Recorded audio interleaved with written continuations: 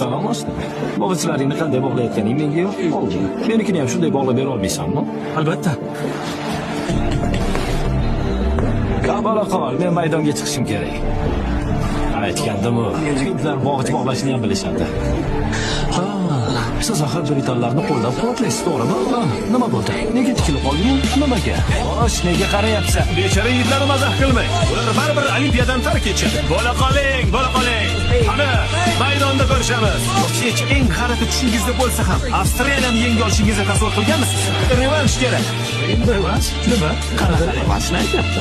Janob Rahim, revanshga nima deysiz? O'yindan oldin siz futbolchilarimdan biriga hurmatsizlik qildingiz.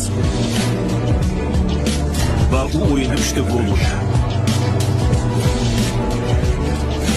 Hozir esa ularning hammasiga nisbatan hurmatsizlik qildingiz.